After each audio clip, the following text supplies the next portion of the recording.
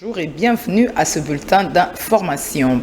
Le M23 et leur soutien enregistrent d'énormes pertes en hommes et matériel. La confirmation est de l'armée congolaise. Dans un communiqué daté du mardi 21 janvier, les FARDC annoncent aussi que les combats contre l'agresseur rwandais se poursuivent sur tout le front. Au sud des territoires des Lubero, poursuit les 10 communiqués. L'armée rwandaise et ses supplétifs du M23 sont contenus et repoussés. Les communiqués reconnaissent cependant que la rébellion a fait une percée sur Bwerimana au nord Kivu et Minova au sud Kivu. Les FARDC appellent la population au calme et lui demandent de ne pas céder à la panique et à la désinformation massivement relayée par l'ennemi dans les réseaux sociaux. Toutes les dispositions sont mises en œuvre pour barrer la route à l'agresseur et ramener la paix dans la partie orientale de la République démocratique du Congo.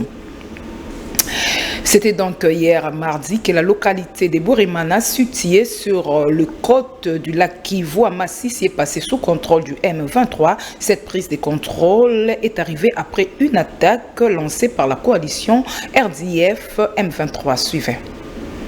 Mardi 21 janvier, une des localités de Masisi dans la province du Nord Kivu passe aux mains de la coalition M23 RDF. Après de longs mois de résistance de forces loyalistes appuyées par les volontaires pour la défense de la patrie, les sources locales racontent que la situation a dégénéré dans l'avant-midi. C'est en ce moment-là, après une attaque perpétrée par ces rebelles, qu'ils ont fait leur entrée à Bwerimana. Des habitants, après avoir entendu des détonations d'armes lourdes et légères, ont pris la fuite, allant vers Bourora et Nyamoma, considérés comme des zones sécures parmi tant d'autres. Une psychose totale dans le village. Des sources sur place rapportent que plusieurs citoyens sont restés bloqués à Bwerimana, car des tirs se faisaient encore entendre. Signalons que de l'autre côté du sud Kivu, la cité de Minova, territoire de Kalehe, a été prise par le M23, se déployant ce mardi dans plusieurs endroits de la cité.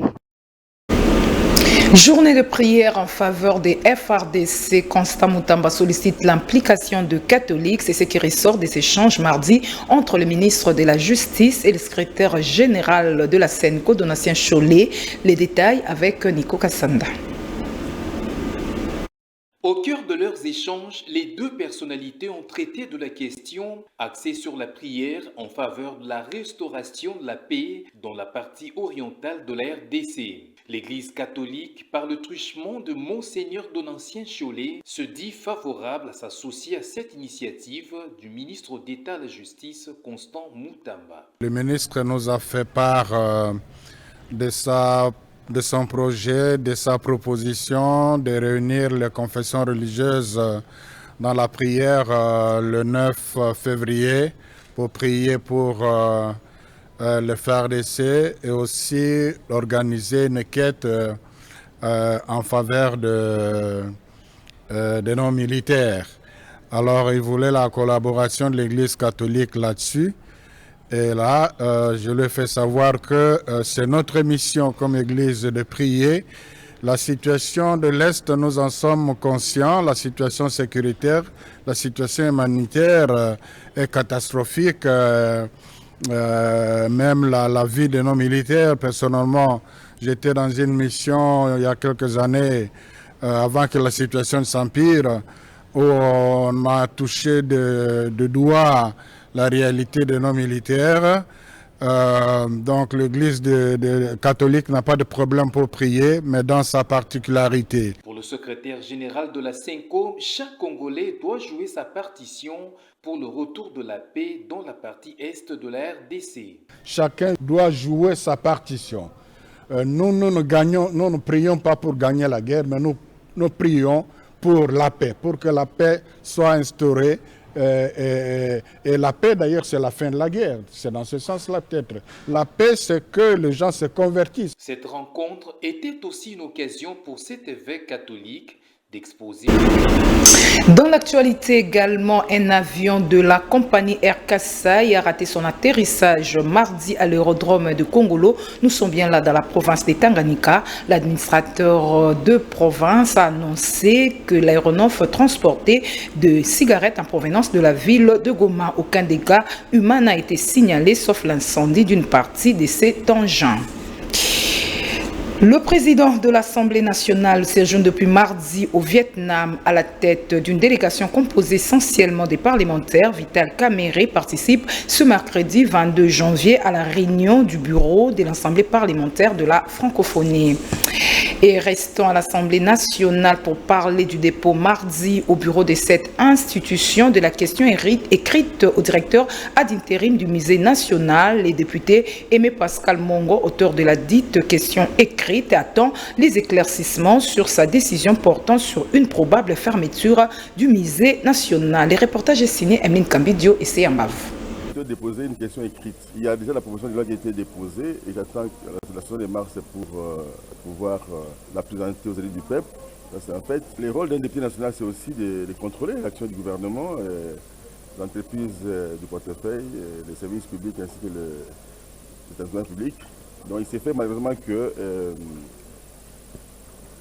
j'ai mené des enquêtes par rapport à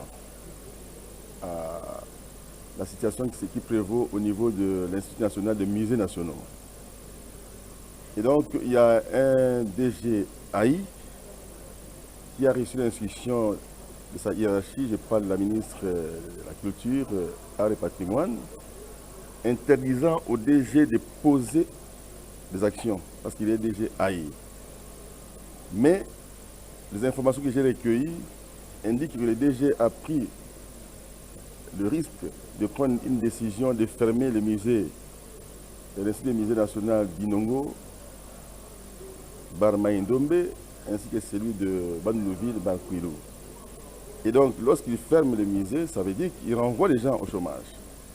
Et ça veut dire qu'il travaille, n'est-ce pas, en contradiction avec la vision du chef de l'État. C'est pourquoi je l'ai interpellé. En déposant cette question écrite, j'attends de lui les réponses.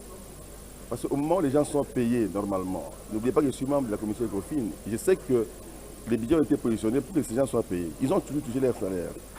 Mais pourquoi un DG AI peut-il prendre le risque de mettre les gens au chômage et puis il est fait sans pour autant respecter la hiérarchie.